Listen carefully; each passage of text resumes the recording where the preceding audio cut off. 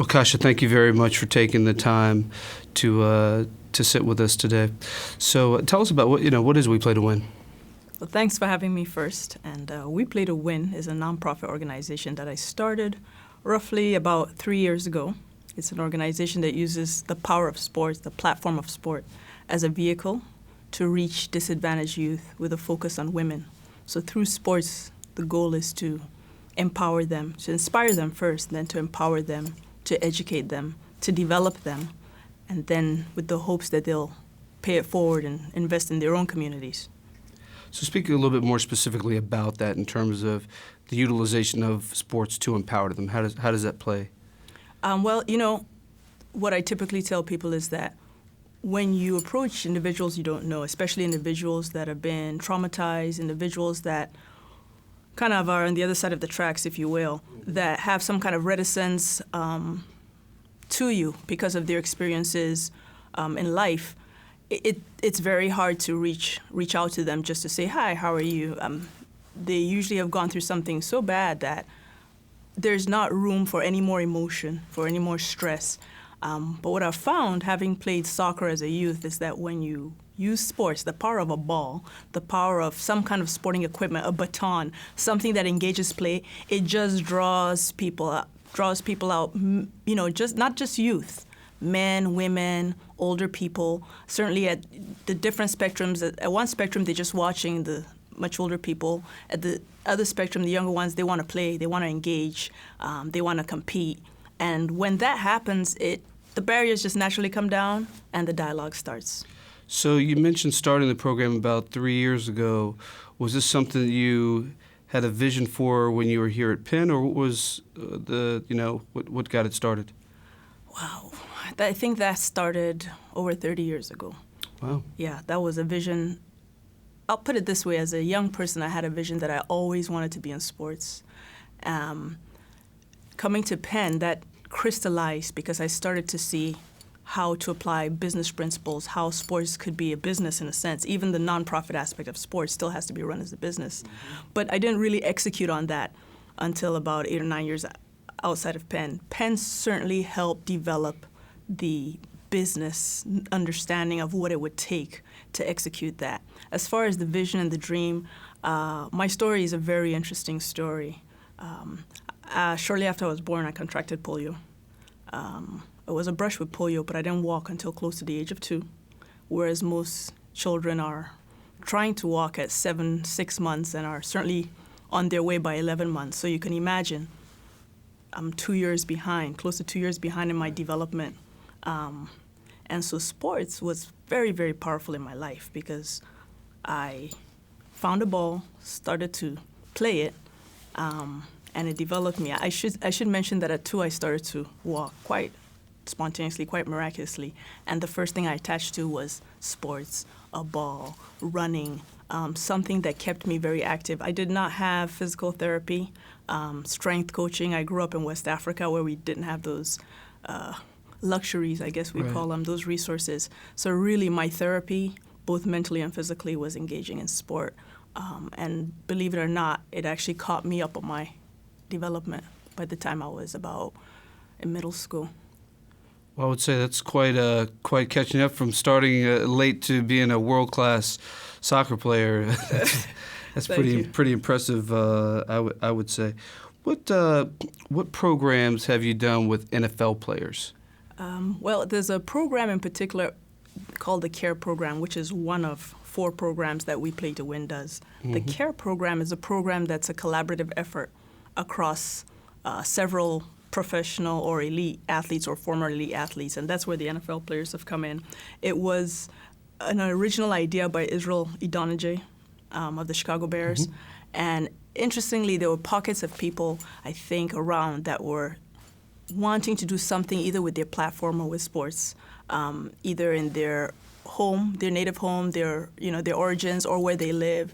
And so CARE was really the coming together of several individuals who found out that they had very similar visions, and those individuals, the original individuals for the CARE program were Israeli Donije from the Bears, Wale Ogunleye from the Bears, Amobi Okoye from Houston Texans, Osi Umenyiora from the Giants.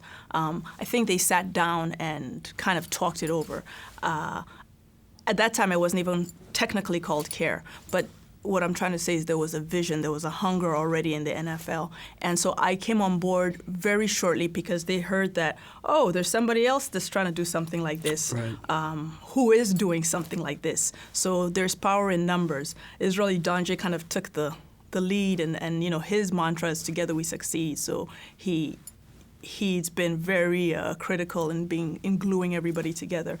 But that was the connection. Oh, not only that, but she's a female and she can, you know, reach out to a segment that we as NFL players might not be able or might not know how to do that. So it was a perfect marriage, if you will. And since then, it's been we're going into our third year of delivering the CARE program specifically.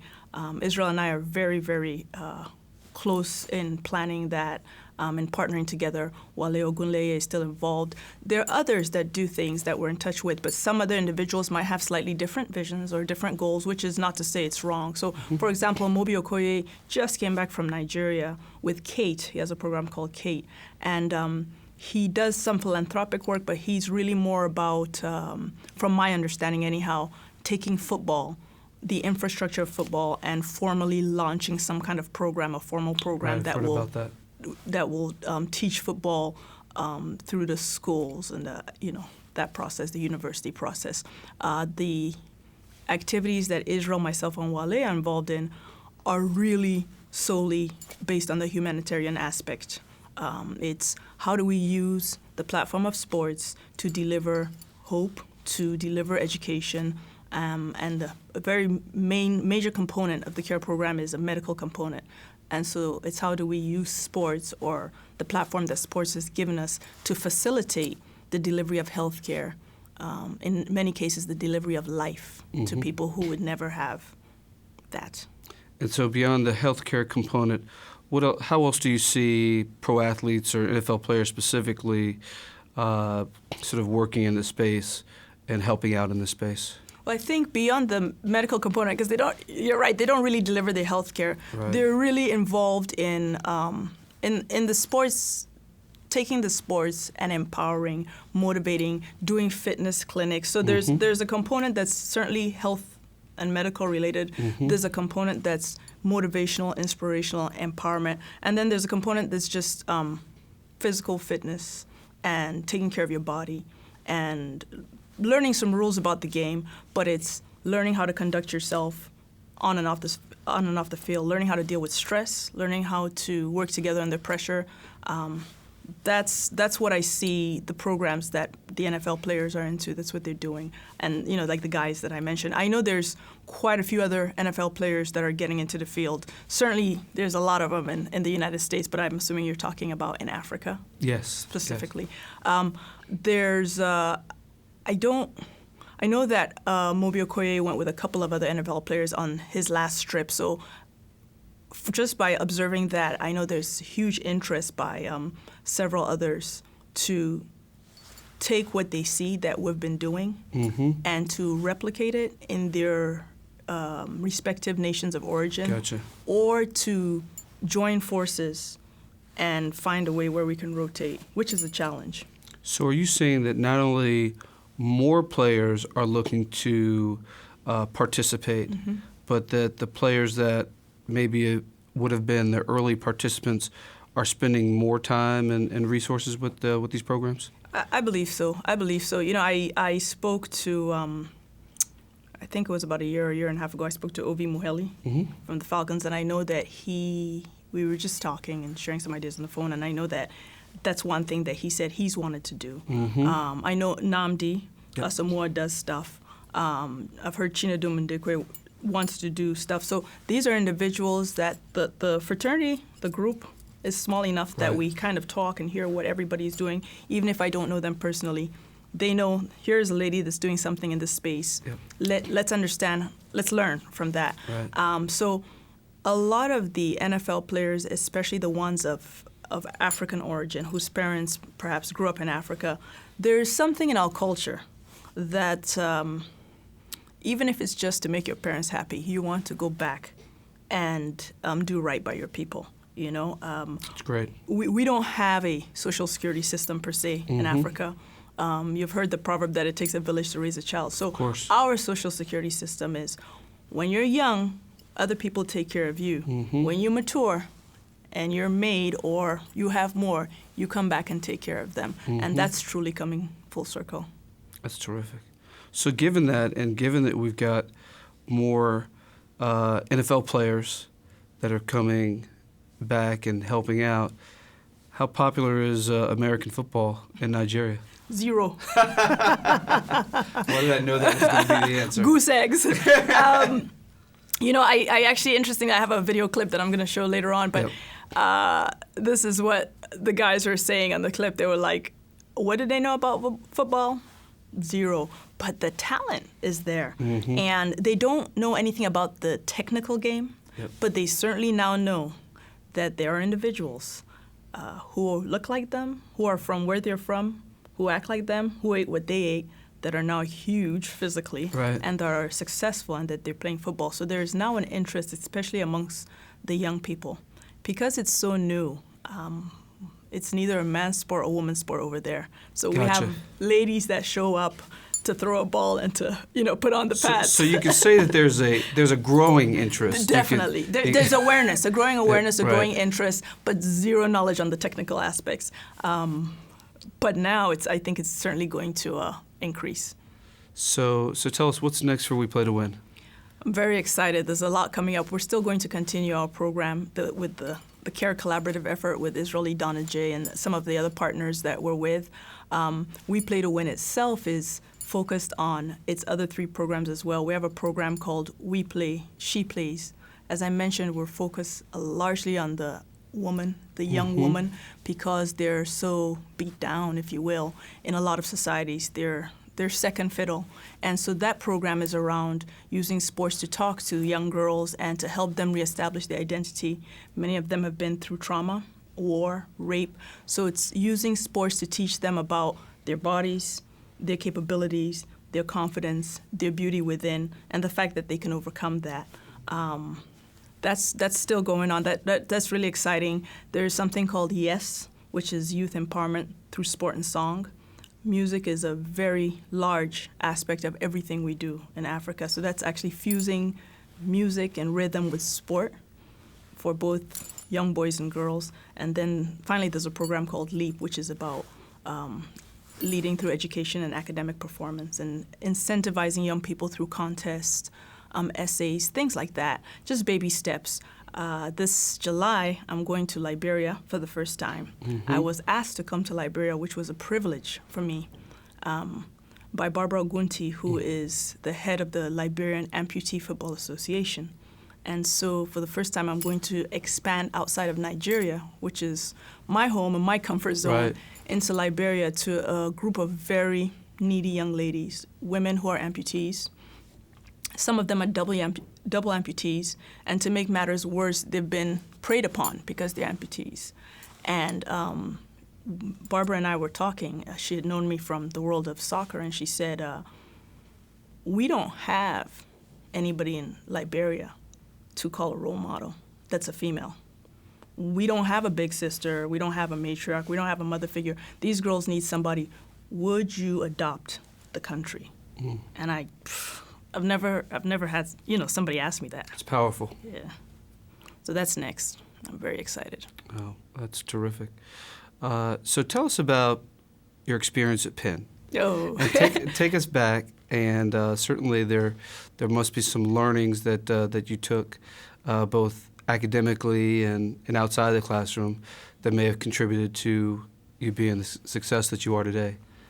Thank you. I tell people there are about, so far in my life, in my old life, so far in my life, there are about 3 or 4 things that I can honestly say significantly altered the course of my life. I mean, literally changed the path of my life.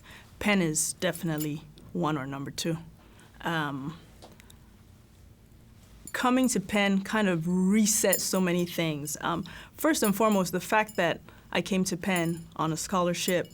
I wasn't, there's a perception that you need to be a 4.5 GPA student. I was a very good student. But, there's always somebody that's better.